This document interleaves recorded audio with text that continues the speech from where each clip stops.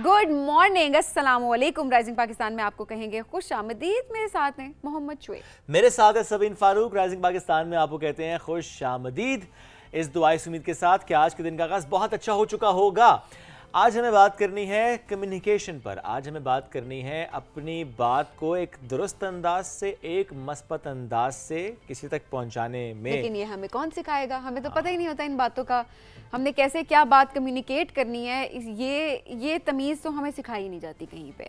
Because आप किसी को करेक्ट कर रहे हैं, आपको कोई चीज़ बुरी लगी है, व्हाट्सोएवर कोई भी मसला है, बट एटलीस्ट आपके अंदर इतने एथिक्स होने चाहिए, इतनी सेंस होनी चाहिए कि आपने किस टोन में, किस तरीके से, किन अल्फाज के साथ किसको ये बात कन्वे करनी है। सही बात है। कभी कभी अल्फाज का चुनाव बहुत मायने रखता है, कभी कभी उसका वक्त यानी टाइमिंग बहुत इंपॉर्टेंट होती है, और कभी कभी टोन भी बहुत इंपॉर्टेंट होती है। समटाइम्स नॉन वर्बल कम्युनिकेशन में आपकी बॉडी लैंग्वेज भी बहुत मैटर कर रही होती है।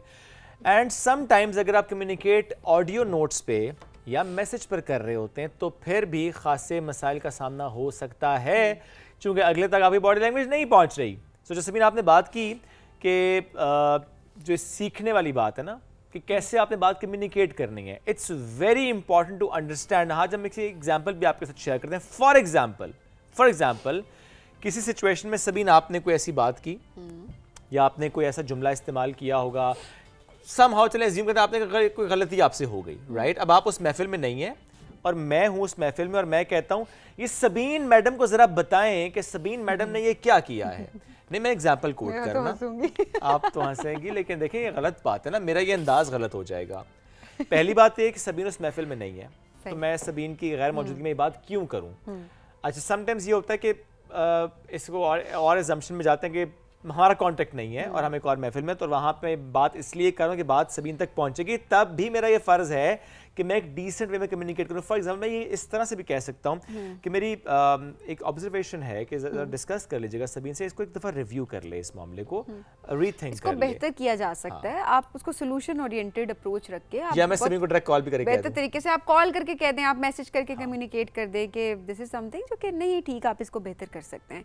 But honestly the way you communicate things that matters a lot। exactly, कि आप किस तरीके से क्या बात किसको बोल रहे हैं, ये चीज़ बहुत मैटर करती है। और यकीन जाने अगर आप किसी की करेक्शन करना चाह रहे हैं और तब आप इस टोन में, गलत टोन में किसी को करेक्ट करने की कोशिश करें, तो आप बिल्कुल करेक्ट नहीं कर पाएंगे उस शख्स को, क्योंकि ऑब्वियसली उसको वो बात बुरी लग जाएगी, बल्कि मामला और बिगड़ जाएगा आपके लिए भी और उस शख्स के लिए भी। तो हमें एथिक्स सीखना है, हमें ये फ़र्क सीखना है कि हमें इस्लाह, तनकीद बराए इस्लाह करनी है, तनकीद बराए तनकीद करनी है। एब्सोल्युटली। और इसमें ये चीज़ भी बड़ी इंपॉर्टेंट है कि जब हम इस्लाह कर रहे होते हैं, कोशिश ये करें कि उसमें मजाक उड़ाने का कोई एलिमेंट ना हो, जो कि हम नॉर्मली देखते हैं। और हम सबसे भी कहीं ना कहीं गलती होती है, तो हम सब सीख रहे होते हैं दिन ब दिन। तो हम सबको ज़रा कोशिश करनी चाहिए कि अगर इस्लाह करनी, तो सबसे बुनियादी बात तो उसमें यह है कि सबसे जो एहसन तरीका है वो ये है कि आप उस शख्स के पास जाएँ, उससे बात करें, और फिर बड़े आराम से, इत्मीनान से, शफ़क़त के साथ उसको बताएं कि अच्छा ये मामला है, इसको आई थिंक ऐसे किया जा सकता है। यकीन जानिए आपका कद बढ़ जाएगा, आपकी इज्जत में इजाफा हो जाएगा, और वो सीख भी जाएगा, जो कि आपका मकसद है। अगर यही मकसद है कि वो सीख जाए तो बिल्कुल ऐसा ही है। सिखाना मकसद, सीखना सिखाना ज़िंदगी का मकसद होना चाहिए।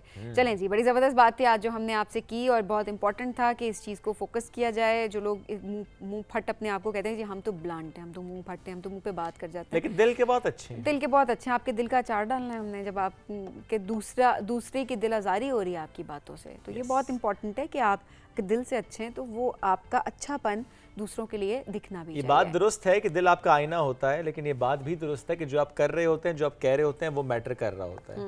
वो आपकी पर्सनैलिटी एक्चुअल में होती है, कि आपका शीशा होता है, उसको ठीक करने की जरूरत है। हम बढ़ते हैं एक ब्रेक की तरफ, ब्रेक से वापस आते हैं, रहिए हमारे साथ। यह है राइजिंग पाकिस्तान।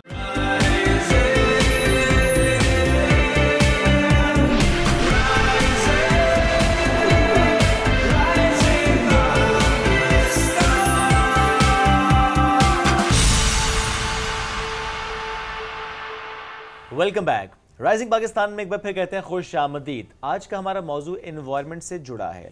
एनवायरनमेंट का जो इम्पैक्ट है वो हमारी सोशल लाइफ पे किस हद तक है और कैसे उसको टैकल किया जाता है विद गवर्नेंस। आज इस मौजू पे हम गुफ्तगू भी करेंगे। प्लस एनवायरनमेंट का पीस से ग्लोबल पीस से क्या कनेक्शन है, क्या ताल्लुक़ है, इस पर आज हम गुफ्तगू करेंगे।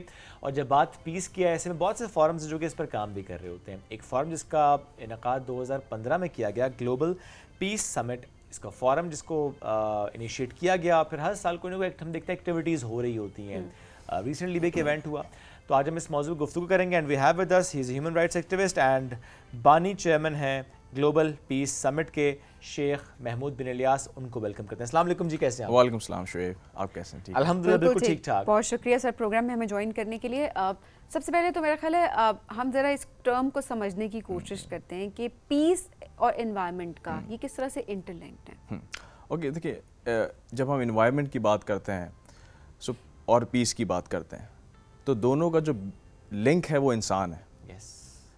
तो इंसान की जब हम बात करते हैं, तो अगर उसको एक मौजूद ज़िंदगी गुजारनी है, एक आप कह सकते हैं कि खुशाइन ज़िंदगी गुजारनी है, तो उसके लिए एनवायरनमेंट का हेल्दी होना बहुत ज़रूरी है। और अगर एनवायरनमेंट हेल्दी होगा तो जाहिर सी बात है जो उसकी ज़िंदगी के जो असरात हैं अपने गिरदोनवा में, वो बहुत बेहतर होंगे। Very true. और इसी सिलसिले को अब आप कह सकते हैं कि जैसे इस्लाम भी हमें एक चीज़ बताता है कि कोई भी सोसाइटी एक फ़र्द से स्टार्ट होती है, उसकी पर्सनल वेल बीइंग से स्टार्ट होती है, and then that society begins to make a nation. So that's how you can precisely relate it. That's perfect. अच्छा, और क्या यही एक वजह है कि इस बुनियाद पे ही आपने आइडिया कंसीव किया ग्लोबल पीस समिट का 2015 में? देखिए, ग्लोबल पीस समिट का जो आइडिया था उस वक़्त, ऑल्दो आज भी बहुत से दुनिया में कॉन्फ्लिक्ट चल रहे हैं, मगर उन कॉन्फ्लिक्ट्स को एड्रेस करने के लिए हमें ग्रास रूट लेवल तक जाना बहुत ज़रूरी है। सही। So this was the basic idea to get to the grass roots. और जो ह्यूमन राइट्स एक्टिविस्ट अपने अपने जो है सेक्टर्स के अंदर काम कर रहे हैं, to unite them on a single platform, not just in Pakistan but around the world. It could have been, आप कह सकते हैं, पाकिस्तान पीस समिट क्यों नहीं हुआ, ग्लोबल पीस समिट क्यों रखा गया इसको, because the approach was global. अगर आप पाकिस्तान के ही वजूद की बात करें, तो पाकिस्तान का वजूद आप कह सकते हैं कि उसकी अप्रोच भी एक ग्लोबल थी। इट वाज, आप कह सकते हैं कि collective, not just for a specific nation, not just for a specific group, but for every human who wants to live peacefully. Okay, और ऑब्वियसली जब हम इन इश्यूज़ की बात कर रहे होते हैं, इन टॉपिक की बात कर रहे होते हैं, तो वो नेशनल नहीं होते, बेसिकली वो ग्लोबल ही होते हैं। सो ऑब्वियसली उसमें एक सिनर्जी बहुत ज़्यादा इंपॉर्टेंट है, कलेक्टिव एफर्ट्स बहुत ज़्यादा ज़रूरी होती हैं। अच्छा, थोड़ा सा इस समिट के बारे में हमें मज़ीद भी बताइएगा कि किस तरीके से अभी रिसेंटली क्योंकि हुई है, तो कहाँ कहाँ से लोग आते हैं, किस तरीके से डायलॉग होता है, और उसके बाद आउटकम क्या होता है? Perfect. So recently global peace summit का जो एक और इनिशिएटिव है वो ESG समिट के नाम से है। ESG की अगर हम बात करते हैं तो it is not just environment but also based on governance. Pakistan के अंदर जो इन्वायरमेंट है उस पर थोड़ा ज़्यादा काम हो रहा है, but what we tried in the ESG summit कि उसका जो गवर्नेंस का एस्पेक्ट है उसको जो है आप कह सकते हैं कि ख़ास रखा जाए, बिकॉज कोई भी एफिशिएंसी जब तक अचीव नहीं हो सकती जब तक आपकी गवर्नेंस में ट्रांसपेरेंसी नहीं है। जहाँ तक बात है कि कौन लोग आते हैं, तो देखें, पूरी हमारी ये कोशिश होती है कि जो हमारे नेशनल स्टेक होल्डर्स हैं, जो गवर्नमेंट बॉडीज़ हैं, जो लॉ मेकर्स हैं, और क्योंकि ESG का ताल्लुक कॉरपोरेट से, एंटरप्राइजेज से बहुत है, तो जितनी भी पाकिस्तान की बड़ी एंटरप्राइजेज हैं उन सब को हमने इसमें शामिल किया था। गवर्नमेंट से हमारे पास मिनिस्ट्री ऑफ पावर से बहुत ज़बरदस्त रिप्रेजेंटेशन थी, मिनिस्ट्री ऑफ एनर्जी से थी, climate change, obviously climate change से थी, NDMA से थी। सो आई थिंक अगेन मैं उस बात पर आऊँगा कि देखें, ग्लोबल पीस समिट एक कलेक्टिव एंडेवर है, यानी कि just to unite the people on a single issue.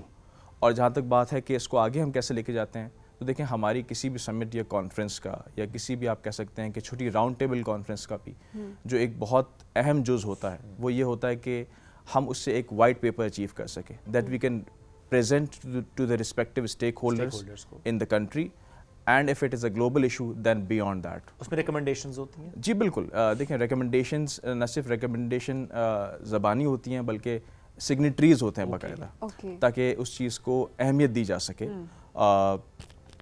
तो इस तरीके से ESG समिट भी हमारा ऑन 25 सितंबर कंडक्ट हुआ था। ओके, अभी तो देखिए एक समिट है, इससे पहले ज़ाहिर है पूरी दहाई की हम बात करें, 2015 से लेकर 2025 तक हर साल कोई ना कोई इवेंट्स आपके हो रहे होते हैं, आप इसको इनिशिएट कर रहे होते हैं। थोड़ा समझ जाऊँगा अगर हमें ओवरव्यू भी दें, ग्लोबल पीस समिट ने अब तक क्या कुछ अचीव किया, उसका इम्पैक्ट कितना आया है? अच्छा, देखिए ग्लोबल पीस समिट का जो आप कह सकते हैं कि जो इनिशियल फेज़ था वो कॉन्फ्लिक्ट एरियाज़ थे। राइट। कॉन्फ्लिक्ट एरियाज़ की बात करें अगर हम पाकिस्तान के अंदर बात करते हैं तो हमारा सबसे पहला जो हिंदुस्तान के साथ कॉन्फ्लिक्ट है वो कश्मीर है। बिल्कुल। तो हमारे बहुत से प्रपोजल्स कश्मीर के इशू पे रहे हैं। अगर हम ग्लोबल इशूज़ की बात करें तो आज के दौर में सबसे बड़ा ग्लोबल इशू शायद गाज़ा का है, बिल्कुल, उससे बड़ा शायद कोई भी नहीं है। तो गाज़ा के ऊपर हमने बहुत अरसे से हम काम कर रहे हैं, हुकूमतों के साथ कर रहे हैं, पाकिस्तान में जो एम्बेसी है पैलेस्टीनियन उसके साथ करते हैं। यहाँ तक कि लास्ट ईयर भी हमें I think we were the only private think tank जिसको दोहा फोरम में इनवाइट किया गया था। It's a forum in Qatar which is hosted by the emir himself. So we proposed और आप कह सकते हैं कि प्रपोजल्स देयर एज वेल। तो so it's been a very long journey, it's been a very hard journey, but again जो असल जो चीज़ थी कि बेहतरीन और ज़हीन तरीन लोगों को इसका हिस्सा बनाया जाए, अल्हम्दुलिल्लाह we have achieved that. National level पे आप लोग क्या कर रहे हैं? बहुत सारी चीज़ों को देखा जाए, स्पेशली पीस की बात की जाए तो शायद हमारी यूथ भी भूल गई है अभी के अमन भी कोई चीज़ होती है, बहुत हद तक हमने देखा, स्पेशली सोशल मीडिया पे अब हम अगर बात करें। सो क्या उस हवाले से भी कोई बात की जा रही है कि हमारे बच्चों की भी जहन साजी की जाए? जी देखें, बिल्कुल इसमें हमारी वर्कशॉप्स होती हैं, हमें ट्रेनिंग्स होती हैं, हम इंस्टीट्यूट टू इंस्टीट्यूट हम इस तरीके की आप कह सकते हैं कि अपनी एक्टिविटीज़ रखते हैं। और उसके अंदर देखें अगर हम इन चीज़ों की बात करें, पाकिस्तान की आपने बहुत ज़बरदस्त बात करी, तो पाकिस्तान का जो मैं अपना एक पर्सनल आपको पर्सपेक्टिव बताना चाहता हूँ कि देखें हमारा जो सोल्यूशन है ना वो है बैक टू इट्स रूट्स। हमारी रूट्स क्या है, हमारी आइडियोलॉजी क्या है, हमें अपनी नौजवान नस्ल को उसको आप कह सकते हैं कि उसके जहन में ये चीज़ बताना, उसको इसका आप कह सकते हैं कि एहसास दिलाना, जी कि पाकिस्तान क्यों बना था और हमारे जो बानी थे और जो हमारे मुफक्किर थे जैसे डॉक्टर इकबाल हैं जो ऑल इंडिया मुस्लिम लीग के फाउंडर्स थे, वो किस सोच को लेके इस मुल्क को आगे बढ़ रहे थे। उसमें इकबालियात का बहुत ज़बरदस्त काम आता है। उसके अंदर हमारे एक बड़े करीबी दोस्त हैं, आपके शो पे आते हैं, खुर्रम इलाही, डॉक्टर खुर्रम इलाही साहब, तो उनसे भी मेरा एक बहुत अच्छा दीराना आप कह सकते हैं कि वास्ता है। तो वो भी कहीं ना कहीं इसमें शामिल रहते हैं, ग्लोबल पीस समिट के आप इनिशिएटिव्स के अंदर रहते हैं, क्योंकि मुझे पर्सनली ऐसा लगता है कि अगर हमें नौजवान नस्ल को बेदार करना है तो ख़ास तौर पे जो इकबाल का जो पैगाम है ना उसको आप कह सकते हैं कि आम करना बहुत ज़रूरी है। यहाँ तक कि मैं तो क्योंकि हमारा ग्लोबल पीस समिट का प्लेटफॉर्म है, मैं तो खुद खुर्रम को कभी कभार ये भी कहा है कि आप इसको इस्तेमाल करके इकबाल के पैगाम को बैनुल-अक़वामी सतह के ऊपर लेके जाएँ। वंडरफुल, बिल्कुल। अच्छा, और ऐसे में जो डिफरेंट इनिशिएटिव्स आप ले रहे थे, आपने कहा नौजवानों की बात करते हुए भी ट्रेनिंग्स भी हो रही थी, वर्कशॉप्स भी हो रही थी, और बड़ा अच्छा सबीना आपने पॉइंट रेज किया कि ज़्यादा ज़रूरत ही हमें अपने नौजवानों को ट्रेन करने की है, बिकॉज वो जो एक इनटॉलरेंस का एलिमेंट आ चुका है, वो जो एक्सेप्टेंस नहीं है, वो जो डाइवर्सिटी को एक्सेप्ट ना करना है, वो जो डिफरेंस ऑफ ओपिनियन को एक्सेप्ट ना करना है, that is where we are lacking actually. उसमें आपको चेंज नज़र आ रहा है आहिस्ता आहिस्ता? देखें, इंटॉलरेंस जो है ये भी एक ग्लोबल फिनोमेना है। जैसे कि मैंने आपको कहा ना कि आज के दौर में तो आप कह सकते हैं कि अगर आप शायद अपने एक स्पेसिफिक नेबरहुड की बात करें ना तो वो भी कहीं ना कहीं ग्लोबल फिनोमेना से रिलेटेड है, बिकॉज आपके पास मोबाइल फ़ोन है, आपके पास इंटरनेट है और अब तो AI भी है। तो देखें, जो इंटॉलरेंस है ना वो भी तभी बढ़ती है जब मुआशरे में फ्रस्ट्रेशन बढ़ना शुरू हो जाती है। तो उसका रूट कॉज क्या है? अगेन अगर मैं अपनी रिसेंट समिट की भी बात करूं तो मैंने आपको जिक्र किया कि गवर्नेंस, तो उसका रूट कॉज भी गवर्नेंस है। जब आप गवर्नेंस में अकाउंटेबिलिटी लेकर आएंगे, उसमें ट्रांसपेरेंसी लेकर आएंगे, उसमें मेरिट लेके आएंगे तो फ्रस्ट्रेशन कम होगी। जब फ्रस्ट्रेशन कम होगी तो इंटॉलरेंस भी कम होगी। Very true. आपने इससे पहले एक बात और की थी, 2024 जो दोहा फोरम में आपकी शिरकत थी, दैट्स वेयर आई थिंक ये रिकग्निशन है आपके प्लेटफॉर्म की, आपके इस फोरम की, कि ज़ाहिर है आपको वहाँ बुलाया जा रहा है। थोड़ा सा मैं चाहूँगा उसके बारे में मज़ीद भी बताइएगा कि what was that all about, उसका क्या इम्पैक्ट क्रिएट होता है? अच्छा, देखिए, दोहा फोरम एक बहुत ज़बरदस्त फोरम है, टू बी वेरी ऑनेस्ट। एक काविश है जो अमीर हैं कतर की, और उनका भी देखें नज़रिया यही है कि पूरी दुनिया को कुछ बहुत अहम जो क्राइसिस हैं, जो कॉन्फ्लिक्ट्स हैं, उनके ऊपर जो है वो यूनाइट किया जाए, उन पर बात की जाए, डायलॉग किया जाए और एक म्यूचुअल कंसेंसस के साथ जो प्रपोजल्स हैं वो आप कह सकते हैं कि आगे भेजे जाएं। Since it is based in Doha, तो वो दोहा फोरम कहलाता है। ठीक है। इसी तरीके से तुर्की में भी एक अंतालिया फोरम होता है। इस साल भी अल्हम्दुलिल्लाह हमें इनवाइट आया है, तो शायद इस साल भी हम इसमें शिरकत करेंगे। और पिछले साल भी हमारे जो प्रपोजल्स थे वो ख़ास तौर पे गज़ा से रिलेटेड थे। और इत्तेफाक से मैं आपको बताऊं, जब हम वहाँ पे ड्यूरिंग दोहा फोरम थे, उन्हीं दिनों के अंदर शाम में भी इनकलाब आ गया था। जैसे असद रजीम को जो है it was overthrown and he आप कह सकते हैं कि ही एस्केप्ड दैट सिनेरियो। और अब तो वो एक बहुत अहम इशू बन गया था वहाँ पर। तो मेरे ख्याल से पाकिस्तान, अब तो खैर ग्लोबल पीस समिट तो एक आप कह सकते हैं कि एक प्राइवेट काविश है, मगर बहैसियत मुल्क और हमारी हुकूमत को चाहिए कि ऐसे फोरम्स में हमारी जो नौजवान रिप्रेजेंटेशन है उसकी पार्टिसिपेशन को मौसर बनाया जाए। ना सिर्फ वो बल्कि हमारे जो टॉप टियर डिप्लोमेट्स हैं, देखें ऐसे जो फोरम्स होते हैं वहाँ पर, जैसे मैं आपको बताऊँ लास्ट ईयर वहाँ पे रशिया के प्रेसिडेंट थे, वहाँ पर आपके यूएस की टॉप टियर लीडरशिप थी। सब आप कह सकते हैं कि वहाँ पर ऑल्दो के रशिया यूएस एक ऐसी चीज़ है जो शायद आप बोलें कि को एग्जिस्ट नहीं करता, बट डायलॉग के लिए सब को एग्जिस्ट करते हैं। यस, ग्लोबल पीस के लिए ज़ाहिर रीजनल पीस पर भी बात करनी पड़ती है। और जब रीजन की हम बात करते हैं, सो अगर हम इस खत्ते की बात करें तो पाकिस्तान ज़ाहिर उसकी स्ट्रेटेजिक लोकेशन ऐसी है कि आप उसको बिल्कुल नज़रअंदाज नहीं कर सकते। इन contemporary world what do you think कि पाकिस्तान की सिग्निफिकेंस कितनी बढ़ गई है इन मेंटेनिंग पीस? देखें शायद कहना अजीब लगे, मगर in case of war scenarios में Pakistan may be is the most relevant country in the world because of the geo strategic location. Because एक यहाँ पर पाकिस्तान है और एक और मुस्लिम मुल्क है आपका भाई मुल्क तुर्की, उसकी भी इंपॉर्टेंस बहुत ज़्यादा होती है। पाकिस्तान की इंपॉर्टेंस इसलिए भी है क्योंकि हम एक न्यूक्लियर आर्म स्टेट हैं और as a Islamic nuclear arm state हमारे पास रिस्पॉन्सिबिलिटी बहुत ज़्यादा बढ़ जाती है। तो देखिए रीजनल कॉन्फ्लिक्ट्स की जहाँ तक बात है तो अगेन अनफॉर्चुनेटली अगर हम देखें तो दुनिया के अंदर सॉवरेन कंट्रीज़, ये मेरा अपना पर्सनल नज़रिया आप कह सकते हैं कि वो हैं जो अपने डिफेंस को जो है नाकाबिल तस्खीर रखें। समझ रहे हैं आप? इसका मतलब ये है कि या तो वो एटॉमिक हों या उनके ज़बरदस्त उनके पास हथियार हों। पाकिस्तान उन ममालिक में से अल्हम्दुलिल्लाह, तो पाकिस्तान की रेलेवेंस हमेशा इसमें बहुत ज़्यादा रहेगी। और इसमें भी अब जो हमने, फिर मैं कंटेम्प्रेरी वर्ल्ड की बात करूँगा, जो टाइज तो ज़रा ऑलरेडी थी हमारे दोस्त ममालिक, बट हमें उसमें एक नई जहत भी नज़र आ रही है। अब देखें कि जिस तरह चाइना के साथ एक नया लेवल हमें फ़ील होता है, स्पेशली इन बनान मरसूस हमने ये महसूस भी किया। Then Turkey, Azerbaijan, recently Saudi Arabia. तो ये जो नए टाइज तो हैं ऑलरेडी, ये जो टाइज और मजबूत होते जा रहे हैं, क्या ये रीशेप कर रहे हैं वर्ल्ड ऑर्डर को? देखें वो कहते हैं ना, ज़रूरत इजाद की माँ है। अब पाकिस्तान की ज़रूरत हो गई है। मैंने अभी आपसे एक चीज़ अर्ज़ करी थी कि देखें पाकिस्तान इसलिए सबसे ज़्यादा रेलेवेंट है, not just because of its Jio strategic location, but अल्हम्दुलिल्लाह आप एक न्यूक्लियर इस्लामिक स्टेट है। और मैंने आपको बताया कि देखें वही मुल्क अपने आप को हकीकी मायनों में सॉवरेन कह सकता है, जो हकीकी मायनों में जो अपना दिफा खुद कर सके, उसको किसी की ज़रूरत ना हो।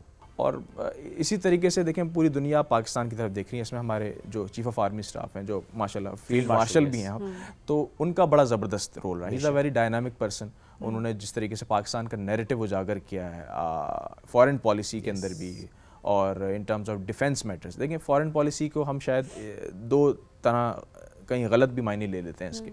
It is not just paper diplomacy, defence diplomacy भी एक बहुत अहम चीज़ होती है। तो उसके अंदर सिंस पाकिस्तान अगेन क्योंकि एक बहुत जियो स्ट्रैटेजिक कंट्री है, तो उसमें डिफेंस डिप्लोमेसी बहुत ज़्यादा अहम रखती है जी। और सबसे पहले एग्जैक्टली और सबसे इम्पोर्टेंट बात जो आपने की वो ये कि वक्त की ज़रूरत सबके लिए है अब ये जी, not just for Pakistan but overall भी, क्योंकि हम बहुत सारे ऐसे इश्यूज़ के साथ डील कर रहे हैं जो कि म्यूचुअल हैं, जो कि सबके इश्यूज़ हैं। वो किसी एक मुल्क के इशू नहीं है और ऑब्वियसली एक मुल्क दूसरे मुल्क पर वैसे डिपेंडेंट होता है। आपकी सोच मिलती हो ना मिलती हो, आपके जितने मर्जी कॉन्फ्लिक्ट्स हो, लेकिन बहुत इंपॉर्टेंट बात आपने की कि डायलॉग के लिए तो सबको बैठना है, एक टेबल पे तो सबको बैठना है, बेशक डिफरेंस ऑफ ओपिनियन क्यों ना हो। और पाकिस्तान की बात की जाए, पाकिस्तान ने हमेशा अमन पे यकीन रखा है और हम अमन के साथ ही चलते हैं और आगे भी चलते रहेंगे। बट अगेन बात वही वाली जो हमेशा हम कहते हैं कि जाहिर सी बात है अपना दिफा करना भी हम बहुत अच्छे तरीके से जानते हैं। सो बहुत शुक्रिया प्रोग्राम में ज्वाइन करने के लिए। नाज़रीन हम बढ़ेंगे एक ब्रेक की जानिब, स्टे विद अस।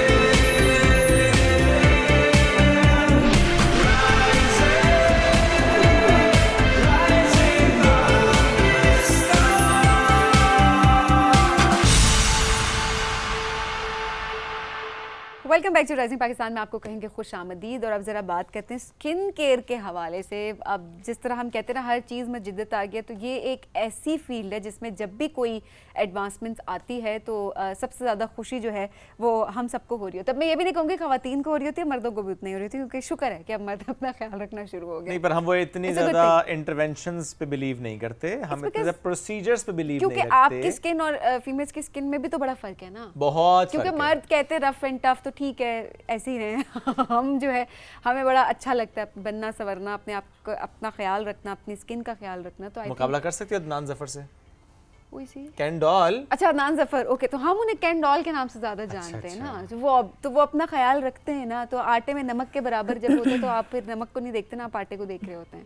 आपने नमक खाया? सॉरी, या नो, आई मीन के वो बड़े कम उन मर्दों में से आते हैं जो कि अपना ख्याल रखते हैं। ओके, और आप ज्यादा ख्याल रखती हैं?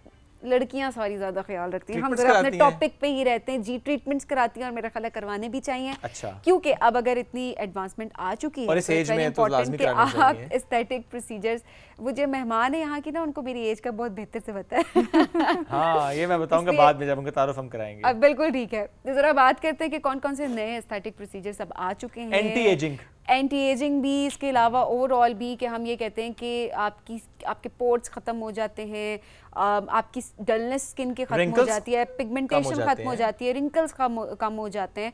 सो ऐसी बहुत सारी चीज़ें हम थ्रू आउट देख रहे हैं, ग्लो आ जाता है। और ये जो कोरियन ग्लास स्किन है, ये क्या है? और वो वैम्पायर फेशियल क्या ये कोई स्कैम है? जानने की कोशिश करते हैं। एस्थेटिक फिजिशियंस जो हैं वो डॉक्टर अनीता करीम हमारे साथ मौजूद हैं। अस्सलाम वालेकुम अनीता, कैसी हैं आप? ठीक ठाक। अनीता, छोड़ें इस मौजू को, मैंने सुना आप दोनों क्लास फेलोज थे। जी। किस क्लास में? कॉलेज में। कॉलेज में। हाँ। ये कैसी स्टूडेंट थी? मौजू से जरा हटते हैं, स्टूडेंट कैसी? उनको बहुत बेहतर पता है मैं कैसी। बहुत अच्छी। हाँ, बहुत अच्छी। अनीता फिर भी सच बोलना था। शरारती थी? नहीं, शरारती कोई शरारत, कोई ऐसी बात जो आपको याद हो कॉलेज की? नहीं, मुझे इतनी पुरानी बात होगी। हाँ। I mean 2013 की बात है, राइट? लेकिन हम मिलके चीटिंग करते थे, याद है? हम चीटिंग करते थे क्योंकि हम मुझे केमिस्ट्री नहीं आती थी। लेकिन चले, ओके। हम करते थे, अभी भी बच्चे करते, ठीक है, नहीं करनी चाहिए वो अलग बात है, बट हम करते थे। तो मुझे केमिस्ट्री नहीं आती थी, मुझे बायोलॉजी नहीं आती थी, और मेरी अम्मा ने मुझे रखवा ही दोनों सब्जेक्ट दिए थे। मेरा कोई इंटरेस्ट नहीं था उसमें ऐसा, तो मैं ना क्लास में इंटरेस्ट लेती थी और ना ओवरऑल। वैसे क्या करती थी फिर? मैं चीटिंग करती थी। आप मौजू पे आ जाते हैं। और आप नहीं करती थी तभी आप यहाँ तक पहुंची? नहीं, हम मिलके करते थे। फिर भी यहाँ तक पहुंचे दोनों। क्योंकि अब हमें पता लगा कि केमिस्ट्री, बायोलॉजी और अलजेब्रा और इन चीज़ों का हमारी प्रोफेशनल जिंदगी से कोई ताल्लुक नहीं होता। हम ये प्रमोट नहीं कर रहे, अच्छे बच्चे अच्छे से पढ़े। जबड़ों से बोलना था। अच्छे से पढ़े। चलें जी, आगे जी।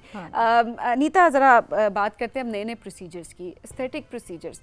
अब हम वक्त के साथ साथ कितनी एडवांसमेंट देख रहे हैं इसमें ये है कि जैसे आजकल जो है वो लेज़र्स हेयर फ्री कर देते हैं आपकी बॉडी को, आपकी स्किन को, तो वो बहुत ज़्यादा मतलब उसकी है कि लोग करवा रहे हैं। फिर इसके बाद आप देख लें माइक्रो नीडलिंग वगैरह, उसमें ये होता है कि आपकी माइक्रो पंचर्स जाते हैं, ब्रेन को सिग्नल जाता है कि स्किन को कुछ हो रहा है, तो वहाँ पे कोलेजन की प्रोडक्शन ज़्यादा कर देता है।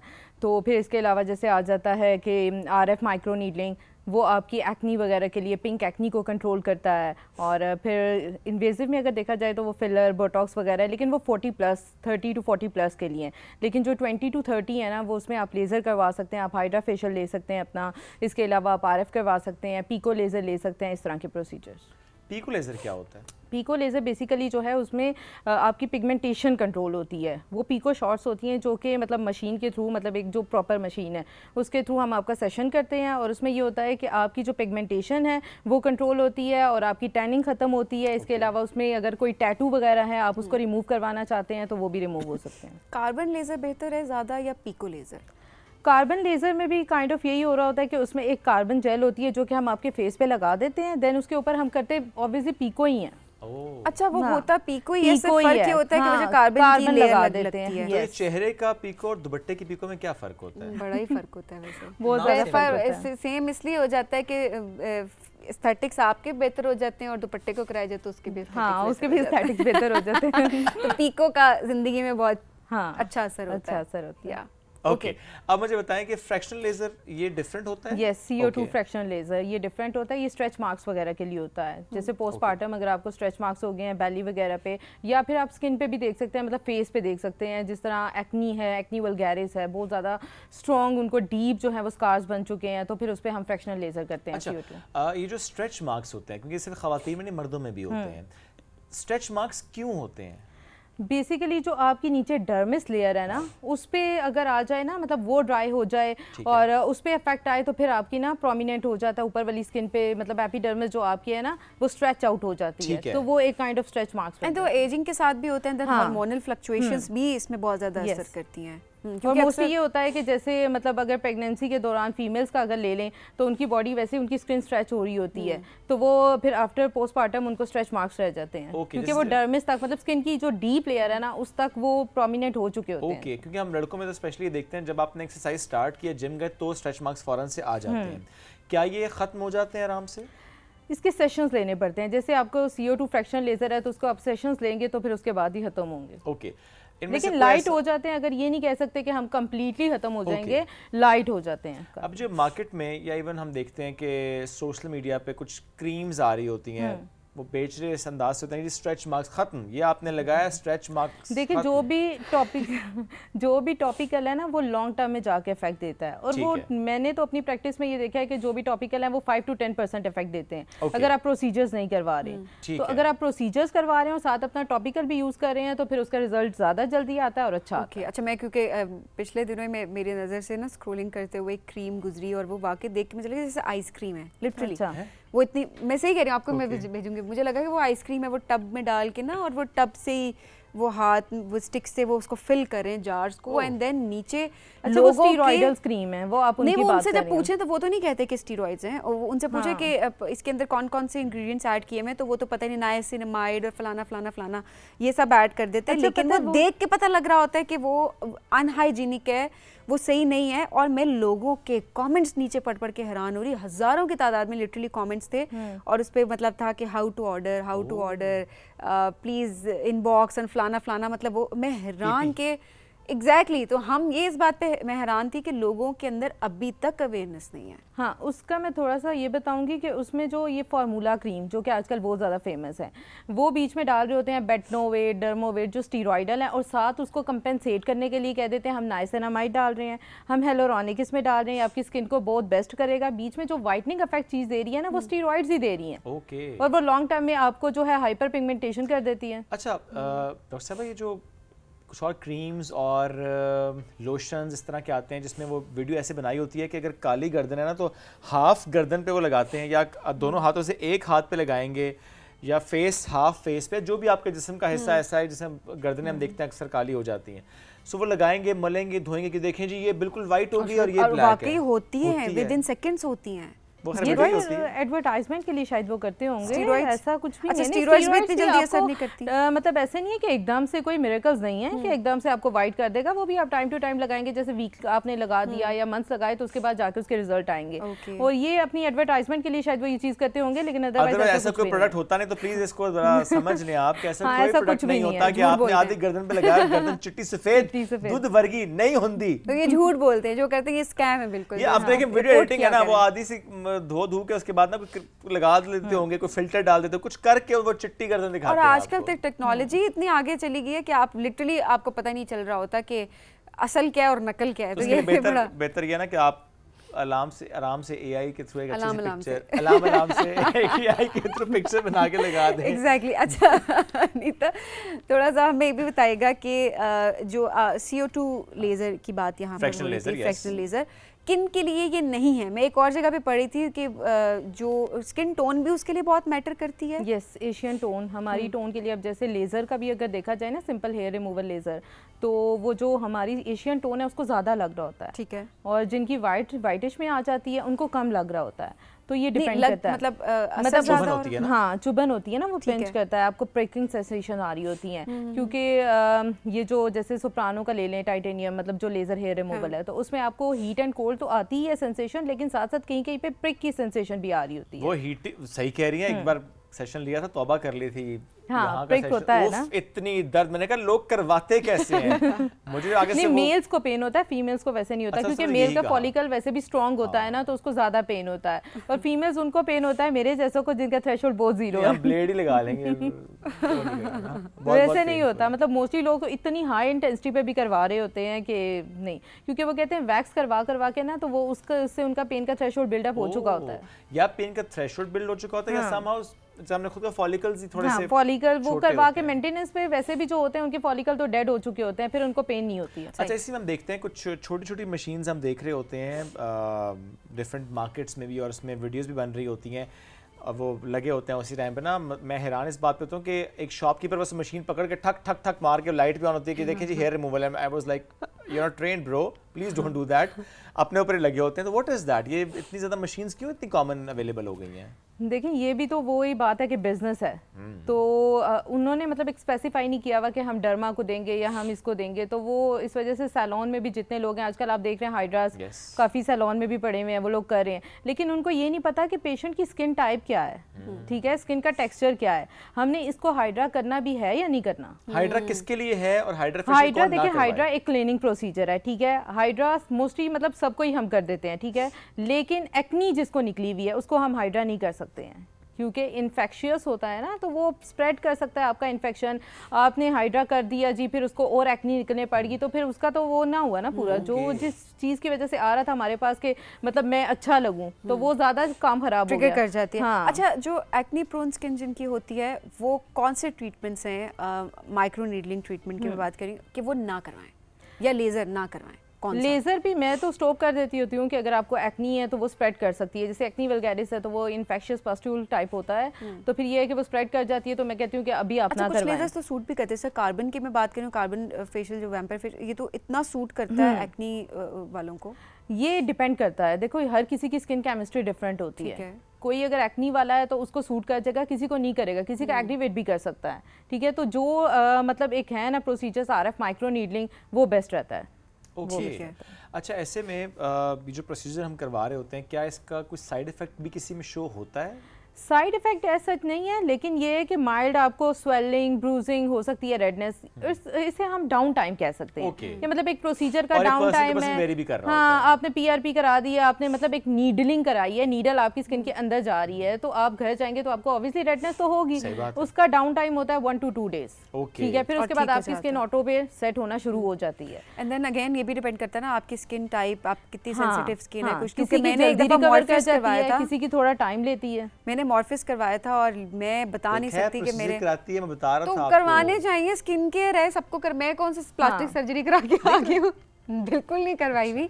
जो करवाना चाहता है वो करवाए, फिर रही है, मुझे तो उसमें भी कोई बुराई नहीं है, बिल्कुल नहीं करवाई हुई, लेकिन ये तो स्किन केयर है, तो सबको करवाना चाहिए जो भी अफोर्ड कर सकते हैं, बिकॉज बिल्कुल लिटरली मेरी तो आंखें इतनी सूज गई थी, और मुझे 4 से 5 दिन तकरीबन मुझे लगे थे कि मैं उसे रिकवर, लेकिन जब मैंने सिल्फम लिया था तो सिल्फम वाज वेरी स्मूथ। तो देखें अब मतलब उनको सिल्फम में विद इन वन डे मेरी स्किन बिल्कुल ठीक हो गई। बता रही कराया था तो सिल्फम कराया था ना, वो क्या होता है? आप मेरे सादा प्रोसीजर कराते हैं, ये CO2 फ्रैक्शन, ये तो अभी तक मैंने भी नहीं करवाई। वो आपके खड्डे नहीं है ना। जिंदगी में 2 बार मैंने माइक्रो नीडलिंग करवाई है, एक मैंने मॉर्फिस लिया था 2 साल पहले, एक मैंने सिल्फम लिया था 1 साल पहले, एंड दैट्स इट, बस व्हाटएवर। अच्छा अनीता, थोड़ा सा अच्छा, ये मुझे बताएं कि जैसे सिल्फम की बात कर रही है, इस तरह के जो मॉर्फियस है, सिल्फम एक काइंड ऑफ ये मशीन का नाम है, प्रोसीजर का नेम माइक्रो नीडलिंग है। हाँ, प्रोसीजर का नेम जो है वो आरएफ माइक्रो नीडलिंग है। अच्छा, होती है उसमें माइक्रो नीडलिंग ही है जो कि हम नॉर्मली देखते हैं, वो उसमें आरएफ एनर्जी होती है और वो मशीन के थ्रू हो रही होती है। जो पीआरपी है वो हम डर्मा पेन से मैनुअल कर रहे हैं, और जो सिल्फम एक्स है वो मशीन के थ्रू हो रही है। अच्छा, ऐसे में जो एक्नीज या पिंपल्स निकल रहे होते हैं, हम देखते हैं कुछ लोग उसमें वो छोटा सा एक पैच होता है जो लगा लेते हैं, और वो पैच उसको एब्जॉर्ब कर लेते हैं, उसका जितना भी गंद होता है उसको एब्जॉर्ब कर लेता है। आप उसके बाद आप जब कलर चेंज होता है उसे रिमूव करते हैं, वो बिल्कुल क्लियर स्किन होती है। ये कितना हेल्पफुल होता है हमारी स्किन? अच्छा, ये बहुत ज़्यादा हेल्पफुल है। मैं अक्सर अपने पेशेंट को भी कहती हूँ कि एक्टिव एक्नी है तो उस पर लगा लें, एक तो इन्फेक्शन नहीं फैलता, एक आप पॉपअप नहीं करते उसे बार बार, आप बार बार उसे नहीं करते ताकि आपका हैंड कहीं और लगेगा तो वो एक्नी एक्टिवेट हो जाएगा और जगह भी निकल आएगा, तो इस वजह से जो स्किन मतलब एक्नी पैच है वो है। नहीं, वो फिर स्कार्स छोड़ देते हैं? नहीं, स्कार नहीं छोड़ता।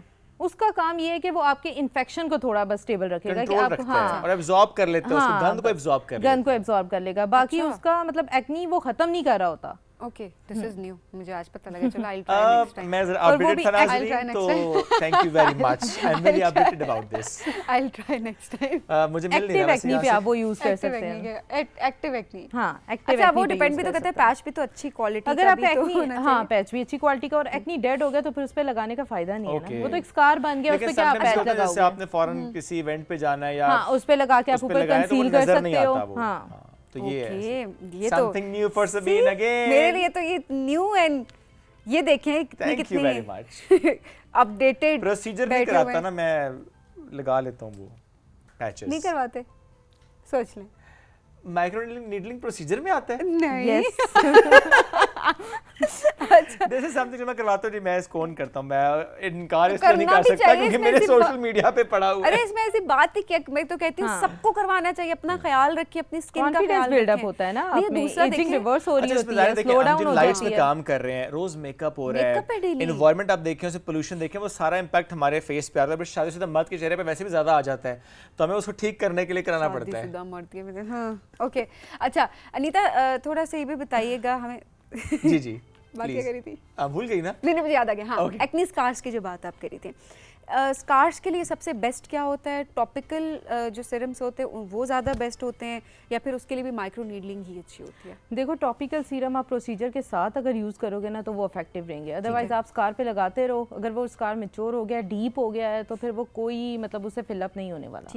ठीक है। और कुछ स्कार्स तो ऐसे होते हैं जिसे फिलर से फिलअप करना पड़ता है, इतने डीप जा चुके होते हैं, और कुछ इस तरह के होते हैं जैसे जो आरएफ माइक्रो नीडलिंग वगैरह प्रोसीजर से हम उनको रिकवर कर लेते हैं, लेकिन इन सब के साथ ना आप टॉपिकल यूज़ कर सकते हैं। ओके, हाइलुरोनिक एसिड जो इंजेक्ट किया जाता है, एक तो ये फिलर में होता है, फिलर के तौर पे कितना इम्पैक्ट उसका होता है, कितना हेल्दी होता है वो, क्या उसका भी कोई नुकसान होता है? अच्छा, और किस स्किन के लिए वो बेस्ट होता है और किसके लिए नहीं? अच्छा, वो स्किन, उसमें हम स्किन को नहीं देखते, उसमें हम देखते हैं अपने वॉल्यूम को, हमने उसमें रिस्टोर करना होता है अपना वॉल्यूम। अगर किसी को डार्क सर्कल्स हैं तो वो वहाँ पे मतलब फिलअप करवा सकता है, जैसे आजकल लिप्स में लोग करवा रहे हैं फिलर, रशियन लिप्स। हाँ, रशियन लिप्स लोगों को चाहिए, नरम हो जाते हैं।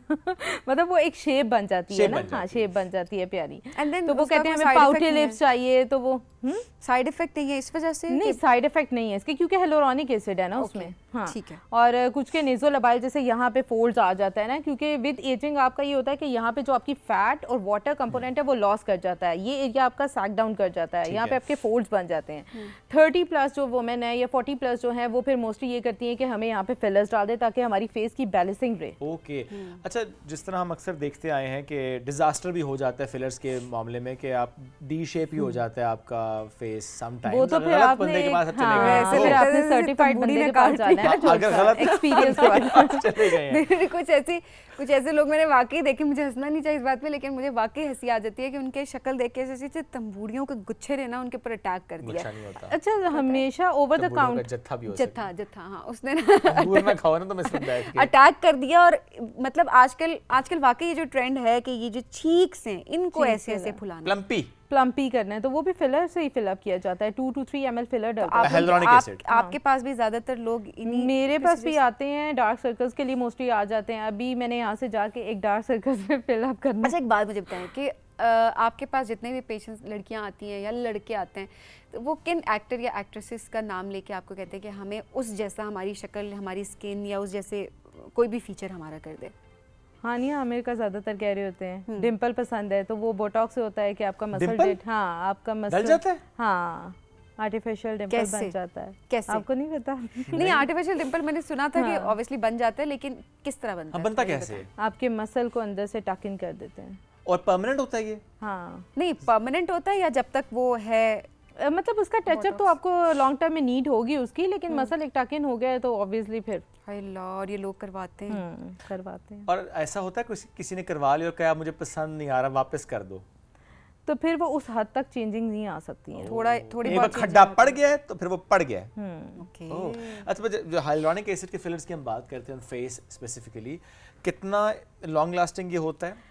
इसको देखें तो फिर हम 1 ईयर का कह सकते हैं, 8 to 9 मंथ। साल चल जाता है? 1 साल भी चल जाता है, लेकिन अच्छा फिलर यूज हुआ हो, डिपेंड ऑन द क्वालिटी। ठीक है, अगर तो वो अच्छी क्वालिटी का नहीं है तो वो 7-8 मंथ्स मतलब, या फिर 4 to 6 मंथ तक चलेगा। अगर वो अच्छी क्वालिटी का है तो वो चलेगा, साल से ऊपर भी जा सकता है। साल तो अच्छा टाइम है। हाँ, अच्छा टाइम है ना। और साल बाद आप उसको दोबारा करा लें तो दोबारा साल करा के लें बाद आप। आप उसको साल बाद आप चाहें तो अब कम मोटे करा लीजिएगा होंठ, आपकी चॉइस पे है ना। हाँ। हाँ, अच्छा, ये जो डार्क सर्कल्स के ट्रीटमेंट्स है ये कौन कौन से हैं? सिर्फ इसमें या हम फिलर्स के थ्रू ही है? मीजो भी कर सकते हैं। मीजो में ठीक हम है। इंजेक्शन इंजेक्ट करते हैं ना, सही है। तो उससे भी हम आपके डार्क सर्कल्स को रिकवर अच्छा, करते लेकिन मैंने डिजास्टर देखा है इसमें, ये भी देखा है कि जो लोग फिलर्स कराते हैं अंडर आए डार्क सर्कल्स के लिए, वो बड़ा खुश होते हैं जी। 1 महीना खुश हैं, 2 महीने खुश हैं, दूसरे महीने के बाद या कुछ लोगों के तो फर्स्ट मंथ के बाद ही हम देख रहे होते हैं कि ऐसे काले काले आंखों के नीचे धब्बे पड़ जाते हैं, पिगमेंटेशन हो जाती है और आई बैग्स बनना शुरू हो जाते हैं। ये वाकई बहुत अच्छा, डिपेंड करता है ना, देखें आपने किस क्वालिटी का फिलर उन्हें डाला है। ओके, ठीक है, वो फिलर डिसॉल्व होके उसने वो उनका काम ही खराब कर दिया। जो चीज़ उनको रिकवरी की तरफ लेके जानी थी उसने वो नहीं किया। और आजकल तो मैं एक चीज़ यहाँ ऐड करना चाहूँगी कि आजकल तो वो एमीआईज इंजेक्शन आ गया ना, जिसमें नॉन क्रॉस लिंक फिलर है, वो फिलअप नहीं करेगा, वो आपका कोलेजन और इलास्टिन बनाएगा। अच्छा, ये ज़्यादा अच्छी बात है procedure ना। आ ये चुका है ज़्यादा अब। अच्छी बात है। हाँ, ये आ चुके हैं। अच्छा, कोलाजन बनाएगा तो ऑब्वियसली हाँ। आपको कोई इंजेक्ट तो कुछ हुआ नहीं है हाँ, उस वो तरीके से। फिलअप नहीं करेगा। जो फिलर है वो फिलअप कर देगा और वहीं पे रहेगा, वहीं पे स्टे करेगा। लेकिन जो एमीआईज इंजेक्शंस है ना, वो ये करते हैं कि आपका जो कोलेजन वो मतलब डिसॉल्व हो जाते हैं और कोलेजन और इलास्टिन को बूस्ट अप तो करते ये हैं। पाकिस्तान में भी अभी हाँ, अभी treatment हो है, रहा मैं कर रही हूँ, और सारे ये कर रहे इंजेक्शन यहीं हैं। लगाना है? अच्छा, ये अंडर आइज, अंडर आई नहीं, पर कोलेजन अगर है तो क्या पूरे पूरे फेस पे लग सकता है? वो स्किन बूस्टर्स होते हैं, PDRN है, जो कि सैल्मन के DNA से बने हैं। सैल्मन के डीएनए से, तो वो इंजेक्ट करते हैं पूरे हाँ, फेस वो पे, इंजेक्ट करने उससे पड़ते हैं। कोलेजन बनता है, कोलेजन बूस्ट अप होता है, बूस्ट अप होता है, नहीं उसकी प्रोडक्शन थोड़ी बेहतर हो जाती है। होती है, और और ageing slow collagen down is हो द जाती मेन है। थिंग जो कि आपकी प्रोटीन है फेस की। यस, हमें जैसे देखें कोलेजन और इलास्टिन ही चाहिए, यस, तो बस ये दोनों चीजें अगर उनसे बन रही हैं तो फिर और क्या चाहिए। आई थिंक ये ज्यादा अच्छा नहीं है, बिकॉज़ ये काइंड ऑफ आप नेचुरल प्रोसेस को थोड़ा सा बेहतर कर रहे हैं। नेचुरल इंप्रूवमेंट हम अच्छा, ला और रहे हैं। ये तो माइक्रो नीडलिंग से भी डार्क सर्कल्स बहुत बेहतर होते हैं, मैंने देखा है। कुछ मल्टीपल सेशंस रिक्वायर्ड होते हैं, 2 से 3 सेशंस, लेकिन मेरे डार्क सर्कल्स की रिकवरी माइक्रो नीडलिंग में भी तो देखो वही माइक्रो पंचर्स ही दे रहे हैं ना, हमके ब्रेन को सिग्नल जाए और वो कोलेजन बनाए। और एमीआईज में ये हम मीजो में ले लेते हैं उस चीज को कि हम एक चीज इंजेक्ट कर रहे हैं। ओके, तो चलें, ये तो नई नई चीजें हमें पता चल रही हैं, तो बड़ी अच्छी बात ये है। आखिरी वाले मुझे इंजेक्शन बहुत पसंद है जो कोलेजन को बूस्ट करते हैं। डार्क सर्कल्स के लिए ना? डार्क सर्कल से पहले वाला, पूरे फेस वाला, अच्छा, पूरे फेस जो कोलेजन को स्किन boost बूस्टर्स करेगा, की skin boosters। PDRN ओके, अच्छा, वो ओके। जो इंजेक्शन आईवी में लग रहे हैं वो डिफरेंट होते हैं? वो ग्लूटा होते हैं। आजकल तो आईवी ड्रिप्स और ग्लूटा इंजेक्शन लग रहे हैं ना, अच्छा, व्हाइटनिंग ये इंजेक्शन कितने फॉर व्हाइटनिंग पर्पस। इनका Okay. ये कितने बेनिफिशियल होते हैं? या ये भी बेनिफिशियल है, ये कॉम्प्लेक्स होता है ना, ये सिर्फ आपकी टोन को इम्प्रूव नहीं कर रहा, आपके DNA को भी रिपेयर कर रहा होता है। Okay. इसमें विटामिन होते हैं सारे, और ग्लूटाथायोन होता है। ग्लूटाथायोन आपकी व्हाइटनिंग कर रहा है, बाकी विटामिन है। क्या वो डीएनए को जाके ये कह रहे हैं भाईजान चिट्टे हो जाओ? हाँ, कह भी Really? सकता है। अच्छा, नहीं, वैसे ये तो आपका जो ये कहते हैं जो ग्लूटा है वो तो आपकी ओवरऑल गट हेल्थ को बेहतर कर रहा होता है, ऐसा ही है? ये आया था बेसिकली कैंसर पेशेंट्स के लिए, ठीक उनकी है। रिकवरी के लिए। लेकिन जब इसके उन्होंने इफेक्ट्स देखे कि बहुत ज्यादा अच्छे हैं, तो अब तो market में ये use इम्यूनिटी हो रहा है। आपकी हाँ, बूस्ट कर रहा होता है ना, immunity गट boost up हेल्थ कर अच्छी रहा कर है। रहा है। हाँ। तो वो जो आप लोग कहते हैं गोरा हो गए, तो वो गोरा वो आपकी अपनी जो अपनी glow डलनेस है। है आप रिकवर कर रहे हैं। रिकवर That's कर it, रहे वो हैं। आपकी और अपनी इतना skin है। ज्यादा गोरा नहीं होता, बस एक टोन इंप्रूव होती है आपकी। उसमें ये भी कहा Freshness जाता आ है ना जाती कि है, glow जो आ आपकी जाती है। एक्चुअल टोन होती है उसके करीब ले जाता है। अब ये Yes. नहीं हो सकता कि आपकी नेचुरल टोन थोड़ी वीटिश है और आप कहें जी मैं बिल्कुल सबीन जितना हो, जो नहीं हो सकता, मुश्किल हो जाता है। Doctor thank you very much मेरा फॉर जॉइनिंग ख्याल अस thank you ही करते हैं। टुडे। इस मौके पे यही बनता था। आपसे एक ब्रेक की इजाजत है, वापस आ रहे हैं अभी हम। Stay with us, this is rising Pakistan.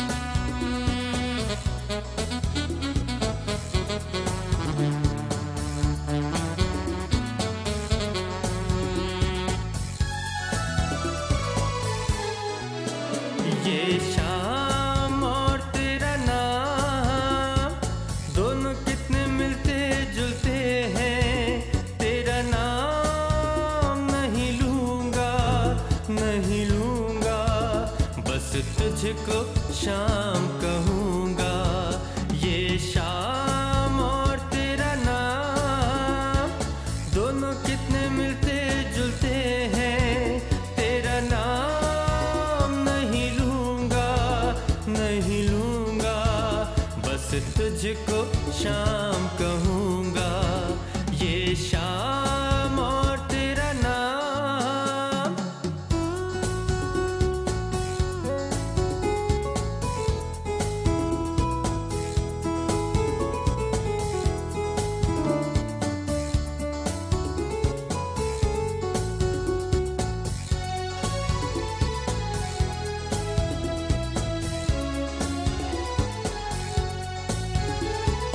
ये जो तेरी आंखें सोचती रहती हैं, जाने किसके सपने देखती रहती हैं। ये जो तेरी आंखें सोचती रहती हैं, जाने किसके सपने देखती रहती हैं। मैं इन पर गीत लिखूंगा, ये शाम और तेरा नाम, दोनों कितने मिलते जुलते हैं। तेरा नाम नहीं लूंगा, नहीं लूंगा, बस तुझको शाम कहूँगा, ये शाम और तेरा नाम।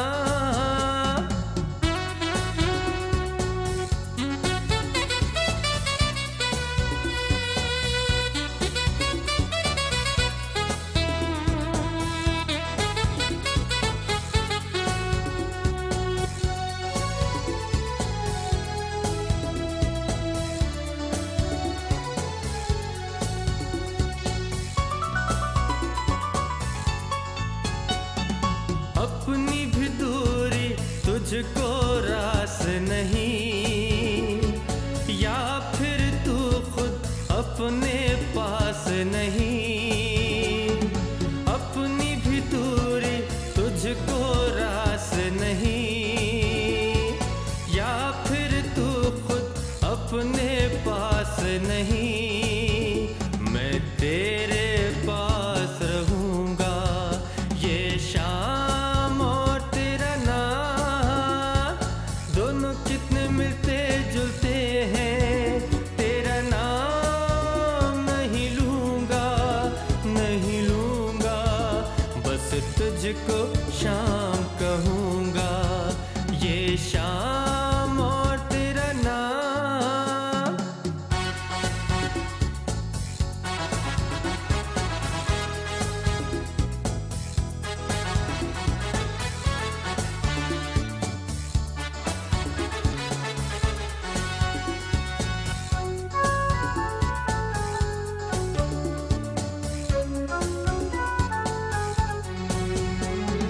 तेरी आहट पर तेरे साथ चलूंगा, बिछड़ा अगर तो तुझसे कहीं मिलूंगा।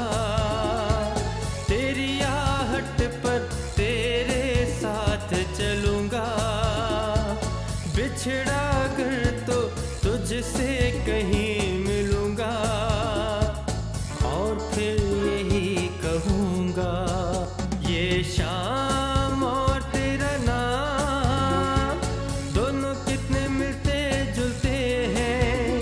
तेरा नाम नहीं लूंगा, नहीं लूंगा, बस तुझको शाम कहूँगा, ये शाम और तेरा नाम, दोनों कितने मिलते जुलते हैं। तेरा नाम नहीं लूंगा, नहीं लूंगा, बस तुझको शाम कहूँगा, ये शाम और तेरा नाम। कमाल, जबरदस्त, वाह, क्या बात जबरदस्त। है। हमने वेलकम किया शाहरुख खान को, जबरदस्त आवाज के मालिक हैं शाहरुख। अस्सलाम वालेकुम, कैसे हैं आप? अल्लाह का शुक्र। व्हाट एन एंट्री ब्रो, जबरदस्त। माशाल्लाह बड़ी प्यारी आपकी आवाज़ आए मस्त से। बहुत और शुक्रिया। वाकई मैंने इनसे पूछा, मैंने कहा ये शाहरुख गा रहे हैं क्योंकि इतने ज़बरदस्त तरीके से आपने उसको प्रेजेंट किया। सो बहुत शुक्रिया, बहुत आप शुक्रिया। पीटीवी के साथ भी काफ़ी सारे प्रोग्राम्स कर चुके हैं। हाँ जी, आ already। चुका हूँ मैं, आ चुका तो थोड़ा बताएगा, कोई कॉम्पिटिशन्स में भी पार्ट लिया? हाँ जी, मतलब शो भी थे उनमें मैंने तो किया था, पार्टिसिपेट किया था। तो करते रहे participate? हाँ, मैंने पार्टिसिपेट किया। आगाज बहुत सारे। कैसे हुआ सिंगिंग का शौक, ये करियर कैसे आगाज हुआ? आगाज़ बहुत ही अजीब सा एक है, और एक तो होता है ना कि आपकी बिल्कुल हर चीज़ चलती हुई आ रही हो, मतलब फैमिली से, वो तो नहीं था क्योंकि ज़ाहिर बात है घर में एक से एक इंजीनियर, तो कुछ तो वो ये कि बस एक चीज़ होती है कि अचानक से आपके अंदर आ जाए, क्योंकि ज़ाहिर बात है ये वाले सारे सॉन्ग्स हमेशा से सुनते हुए आ रहे थे, अम्मी अब्बू वगैरह सब सुनते हैं, तो याद हो जाते हैं वैसे? वो याद हो जाते हैं। तो बस अचानक से एक दफ़ा जो है वो बस हुआ कि यार चलो थोड़ा सा एक दफ़ा देखते हैं कि यार, तो वो फिर ये कि वहाँ से फिर ये कि एक चीज़ चलती आई है और अभी तक चलती चल आई रही है और चल रही है। अच्छा, वैसे यंगस्टर्स को इतने ज़्यादा पुराने गानों में हमने इंटरेस्ट लेते हुए नहीं देखा, बट आपका इंटरेस्ट भी है, और आप, क्योंकि हमारे अम्मी अब्बू भी सुनते आ रहे थे लेकिन हमें बड़े कम हम ही rebellious पसंद आ रहे निकले। होते हैं। इसमें देखा है ये कि ये जो हमारे जितने भी हैं इन्हीं से आप सीख भी सकते हैं, इन्हीं सॉन्ग्स को आप सुन के उनको ये तो गा गा के रियाजत आप भी है ना आपकी, बिल्कुल जब इनको आप रियाजत गाते है। हैं तो ये तो आपकी रियाजत हो रही होती वो है। हाँ, क्योंकि कि वो जो उतार चढ़ाव है, वो हाँ, सुर बिल्कुल, और बिल्कुल। ताल है और जो लय है और जो उसकी बिल्कुल, उठान है, बिल्कुल, वो इट्स अमेजिंग। तो इन्हीं को आप सुन के सीख सकते हैं, फिर आप आगे जा सकते हैं। अभी किसको वैसे ज़्यादा सुनते हैं अगर हम कंटेम्प्रेरी टाइम्स की बात करें तो? पाकिस्तानी पाकिस्तानी ही है, हमारे जितने भी ओल्ड हैं उनको मैं ये कि सुन रहा होता हूँ, ओके। क्योंकि सारी बात है उन्हीं को सुन के आपको आइडिया होता है कि जी जो एक्चुअल जो ये अब उसमें होता है कि वो आपको आइडिया होता है कि ये वाला सॉन्ग ऐसे गाना है, ये वाला ऐसे गाना है। और ज़ाहिर है उसमें हम देखते हैं ना कि हर सिंगर का अपना एक स्टाइल होता है। अब जैसे सजाद अली के नोट्स बहुत डिफरेंट हैं, हाँ उनकी जी, वॉइस ऐसे ही क्वालिटी बहुत डिफरेंट है। ऐसे ही है। अली ज़फ़र पे आ जाएं, अली फिर ज़फ़र आतिफ असलम पे आ जाएं, हाँ, वी हैव ऐसे ही सो है। मच माशाल्लाह। अच्छा, वैसे अली ज़फ़र को भी सुनते हैं? हाँ जी, बिल्कुल। अली ज़फ़र का अगर हल्का फुल्का सा हम यहाँ पर हो जाए, मैं सुना ज़बरदस्त अंतरा हो जाए सिर्फ। हाँ बिल्कुल। हो अपनी कहानी रो रो सुनानी, हमसे न होगी ऐसी नादानी, अपनी कहानी रो रो सुनानी, हमसे न होगी ऐसी नादानी, चल दिल मेरे छोड़ ये फेरे, ये दुनिया झूठी लोग लुटेरे, चल दिल मेरे।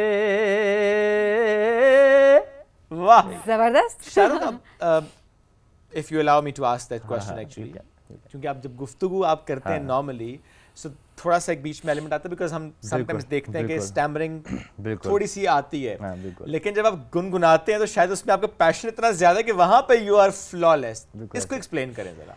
इसमें जो मतलब कि एक जो सबसे मेन चीज़ होती है कि जब आप बोलते हैं ना, तब आप बीट पे होते हैं। ठीक है। आप बोल भी बीट पे रहे होते हैं। ठीक है। तो मेरा साथ ये है कि जब बोलते हुए आउट ऑफ बीट हो, ओके, इतनी सी इसकी बात है। मतलब आप कॉन्शियस में होता है, इस वजह से स्टैमर कर रहे होते हैं। तो वो जब आप जिस तरह आप बोल रहे हैं अभी बिल्कुल ठीक बोल रहे हैं, क्योंकि आप बिल्कुल बीट पे चल रहे हैं। जब हम सिंगिंग करते हैं तो हम बीट पे चलते हैं ना, जैसे थोड़ा सा आउट ऑफ बीट हो जाओ तो वो बिल्कुल आपकी जिंदगी बीट पे चल रही है, जहां ऑफ बीट हुई वहां काम खराब है, वहां काम खराब है। तो ये होता है इसके अंदर। तो ये कि अब तो ये बहुत हद तक ठीक हो चुका है, क्योंकि इसी ने मेरी बहुत हेल्प की, मतलब कि फ्लुएंसी बहुत बेहतर हो गई, बहुत हेल्प की मेरी। हाँ, उसके तो मतलब इस वजह से बहुत हद तक ठीक हो चुका है। अच्छा, आवाज़ भी आपकी बड़ी यूनिक सी है, और आई एम श्योर कि इसको भी बहुत आगे प्रमोट भी होना चाहिए। मैं हमेशा ही कहती हूँ कि हमारे पास इतना ज़बरदस्त टैलेंट होता है, और पता नहीं क्यों हम उस तरह से वो पज़िराई नहीं दे पा रहे होते जो देनी चाहिए। और इसी वजह से हमारी कोशिश ये होती है कि इस प्लेटफॉर्म पे अच्छे अच्छे सिंगर्स को बुलाया जाए। लेकिन सोशल मीडिया पे आपकी अच्छी रीच है, और वहाँ पे बहुत ज़बरदस्त लोग आपकी आवाज़ को बड़ा पसंद करते हैं। बिल्कुल ऐसा ही है। तो क्या रिस्पॉन्स आता है सोशल मीडिया पे? सोशल मीडिया पर रिस्पॉन्स है ही बहुत है, मतलब ये कि कोई ये गाना होता है ना जिसमें फरमाइश बहुत ज़्यादा आ रही होती है कि शाहरुख ये गाना आप सबसे अच्छा गाते हैं। अब तो खैर इतने हो गए, तो वो ये क्या अपने में चॉइस पे हो गया मामला। लेकिन ये उस पर रिस्पॉन्स बहुत अच्छा है सोशल मीडिया, क्योंकि मैंने शुरू भी सोशल मीडिया से ही किया था। ओके। तो उस टाइम पे ये कि ये आ रहा था, इन हो रहा था, तो वहीं से मैंने किया था स्टार्ट। उसके बाद फिर शोज़ में मुझे कितने साल हो गए? तकरीबन 15 साल आई थिंक होने वाले हैं, बल्कि हो गए। चले, हम गुफ्तगू तो कर रहे हैं साथ साथ, लेकिन वो जो आप बीट पे आते हैं ना तो वो बड़ा मजा कराते हैं। तो एक और अगर सॉन्ग म्यूजिक के साथ हो जाए तो हो जाए। बिल्कुल। ओके, चलो।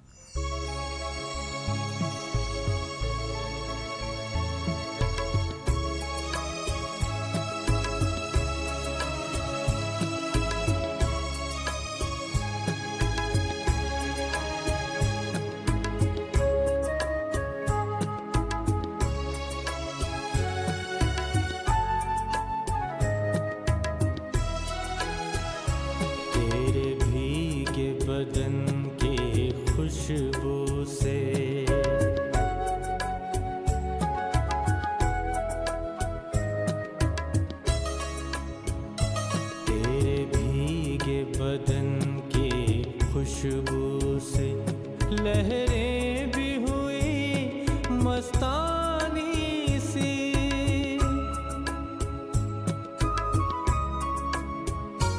तेरी जुल्फ को छूकर आज हुई खामोश हवा दीवानी सी।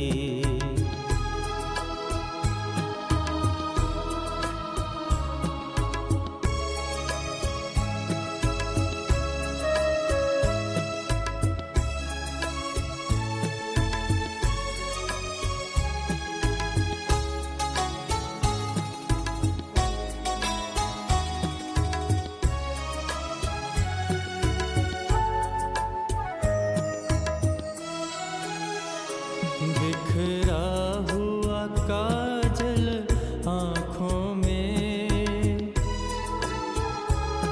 बिखरा हुआ काजल आँखों में, तूफान की हलचल सांसों में, सांसों में। ये नर्म लबों की खामोशी, ये नर्म लबों की खामोशी, पलकों में छुपी हैरानी सी।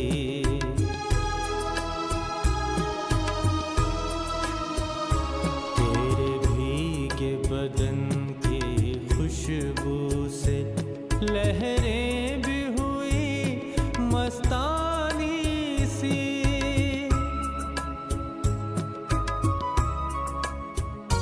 तेरी जुल्फ को छूकर आज हुई खामोश हवा दीवानी सी।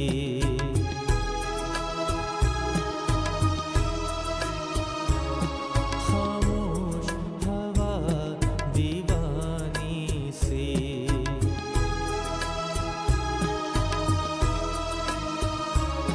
खामोश हवा दीवानी सी।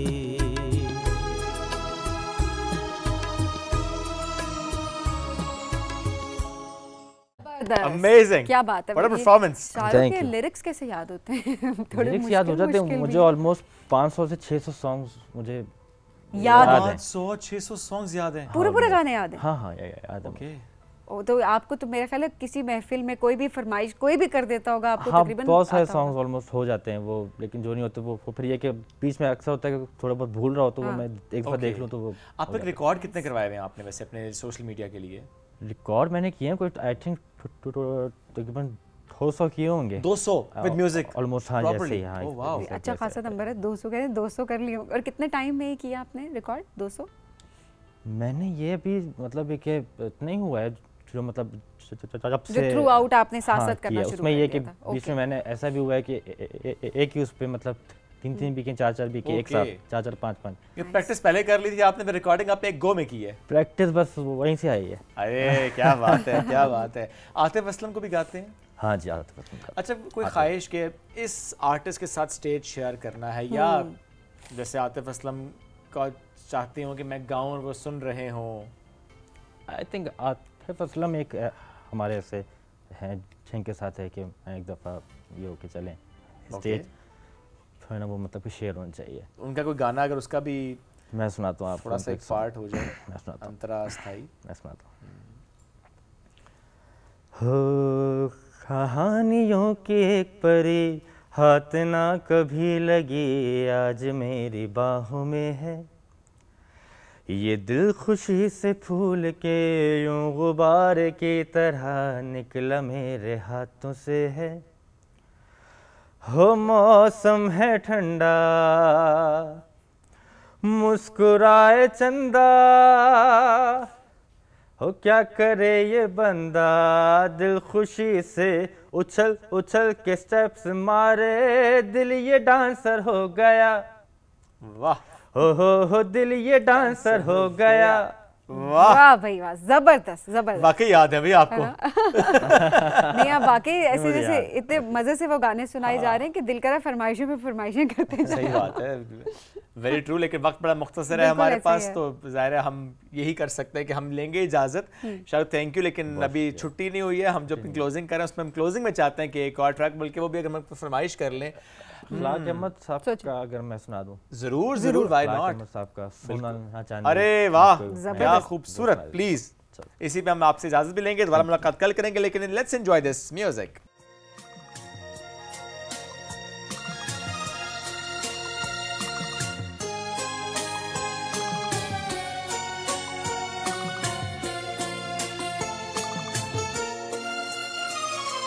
सोना न चांदी न कोई महल जाने मन, तुझको मैं दे सकूंगा।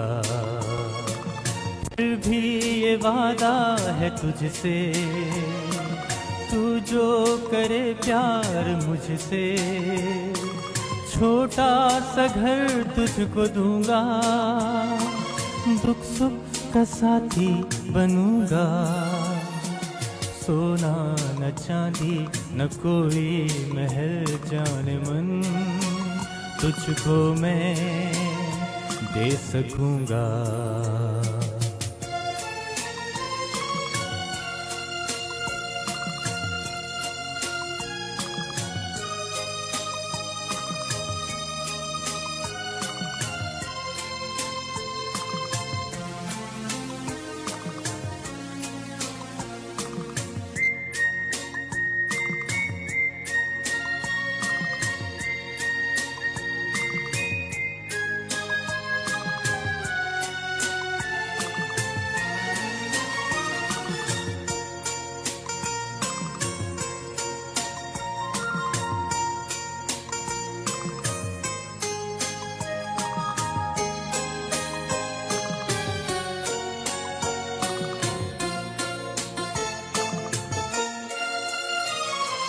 जब शाम घर लौट आऊंगा, हंसती हुई तू मिलेगी, मिट जाएंगी सारे सोचे, बाहों में जब थाम लेगी। छुट्टी का दिन जब होगा, हम खूब घुमा करेंगे, दिन रात होठों पे अपने चाहत के नगमे खिलेंगे, बेचैन दो दिल मिलेंगे।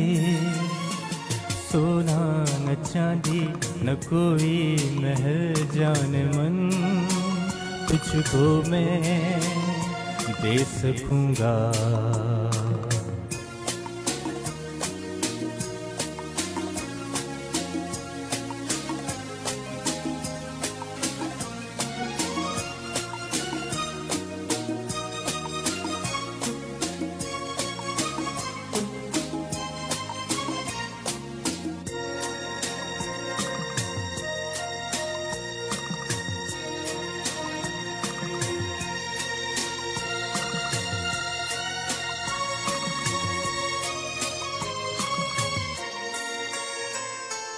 गर्मी में जाके पहाड़ों पे हम गीत गाया करेंगे, सर्दी में छुपके लिहाफों में किस्से सुनाया करेंगे।